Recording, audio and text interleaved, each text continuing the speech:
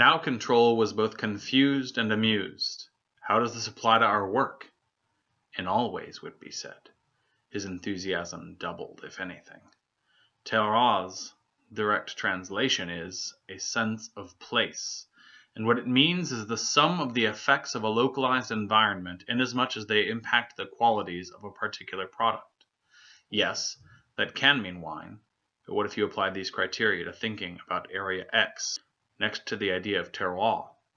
The theories that had been presented to Control seemed garish and blunt.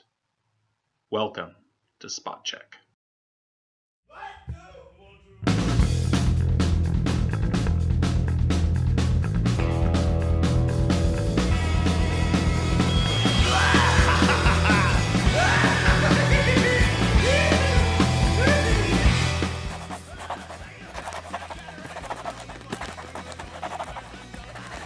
I'm coming back to you after long stretches of time in which I have been filling out applications for jobs, which is both exciting and harrowing, and has taken up pretty much every free moment for the past month.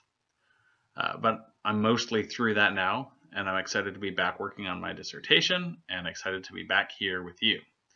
So this week, I had been talking about GaryCon up until this episode, but I'd like to talk about today what is at the front of my mind, which is my experiences in Denton, Texas, specifically with Liz, the dungeon master that I worked with most closely there, because I've been working in preparation for a poster presentation that I'll be given at the American Anthropological Association conference.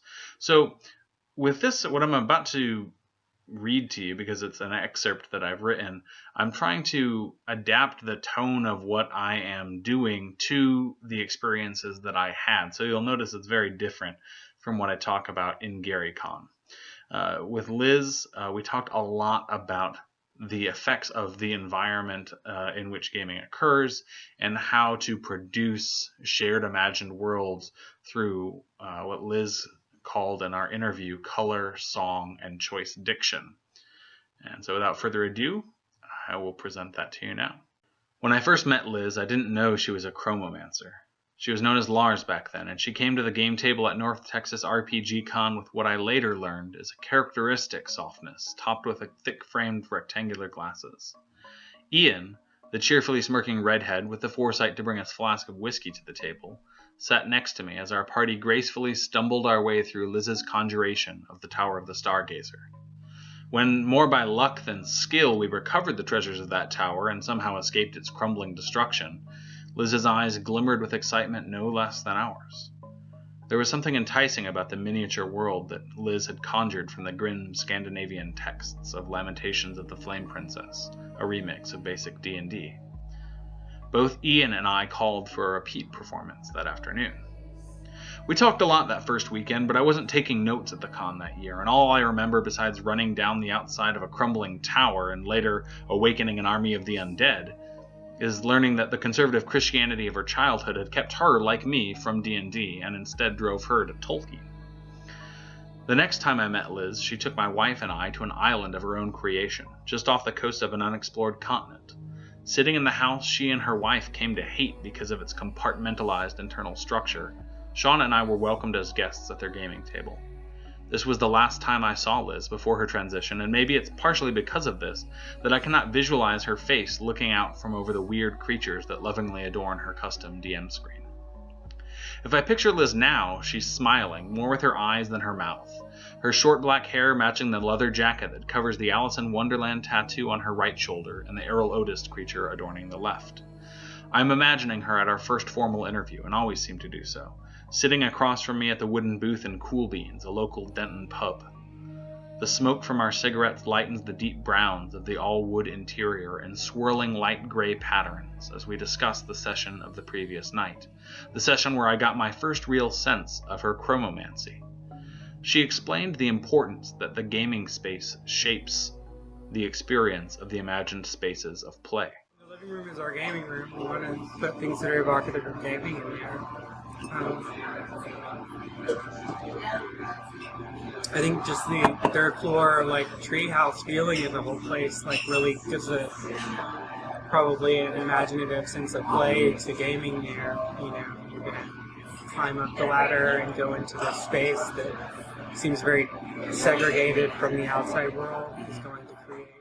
As I sat cross-legged next to the Larsens' low coffee table made of some dark, glossy wood, the soundtrack to Fantastic Planet or La Planète Sauvage, like Levi Strauss's La Pensée Sauvage, drifting around the room while Liz lounged back in her recliner and described the character's hovercraft journey through a forest of towering purple fungi, I knew what she meant. There was no hurry to the entire session. Like the music, I feel like I was part of the session, going to this strange asteroid and seeing the events unfold with him, even though I wasn't actually playing. Just languidly drifted through the world. Somehow, even though we were inside and the darkened windows only reflected the room back at us, we still knew that we were 3 stories up, ensconced in the quiet safety of what Liz and Heather both called a treehouse. And it is a treehouse, even though it isn't decorated in imitation of one. The light brown of the carpets and slightly deeper brown of the walls, or were they only white and I have the impression of their being brown? The fairies perched on the walls in their picture frames, the warm glow of the lights. The serene treehouse contrasted with the environment of the asteroid, both bright and stark with its blue, or in Ben's case, greenish-yellow, aquatic colonists, purple mushrooms, and dusty lunar plains. Many of the scenes of their adventure hinged on the experience of color. Transparent color, floating towards their craft as an orb filled with swirling matter, bristling with electric energy and death to their communications. The horror of transparent faces, thin strips of skin that refused to decently reflect the light and obscure the musculature and skeleton that lay beneath. Black reaching up from a blue planet, bringing chitinous blue insects, carapaces gleaming, diseased darkness spreading vein-like, tree-like, through a translucent blue membrane. Liz has told me that performance, whether on stage performing her psychedelic rock or leaning back in her recliner at the gaming table, is about taking the other participants and reality itself hostage, and taking them to a world in her head, one that she usually first sees as the image of a landscape. To do this, she says, is to force the fictional reality inside my head onto physical space and project it outward. She accomplishes this imposition, this taking hostage, through asking herself how the location should make us feel, then using color or song or choice diction to evoke that emotion and space. Color or song or choice diction. As she tells me this at Cool Beans, she maintains her quiet, even tone, letting her excitement come through her eyes and choice diction rather than through marked variations in volume, speed, or pitch. So different from her onstage persona, which I've never seen, but others have described to her as a mouse becoming a lion. But Liz is not mousy, at least not as people normally mean the word. The lion is still there in the assertiveness that comes through even when, at our second con together, you're straining to hear her voice over the commotion of other voices, bombastic by comparison, in a crowded room. In this DM persona, one in which she says she cultivates a judicial, otherworldly sense, is closer to the Liz I experience in our interviews. Otherworldly and judicial. And mystic, too, because like many shamans, Liz uses her cross-cutting experiences of gender to mediate not only between the genders at the table, but between worlds. In both her psychedelic video art and her gaming, Liz creates what she has described as navigational tools and view screens into pocket dimensions. In some ways, my attempts to fix and describe my experiences of the pocket dimensions into which she has taken me hostage run counter to her preferred mode of experiencing them. In creating a piece of temporal art, one that is gone once it is finished, Liz feels a sense of freedom to live in the present, to be comfortable with the experience as it exists in the moment, rather than needing to polish it and make it perfect. She will spend hours alone in a locked room making visual art, manipulating electronic vibrations all the way from the circuits she built herself to the cathode ray tubes of her screen, producing colors that dance from the screen to her face until she turns off the screen, and mandala-like, they disappear, never to be experienced by anyone else. Gaming is more of a shared experience, of course, and although I have recorded, transcribed, described, and analyzed our gaming sessions, the experience itself has vanished as much as the colors on her screen. That's why when we say you pay, you got to pay to play.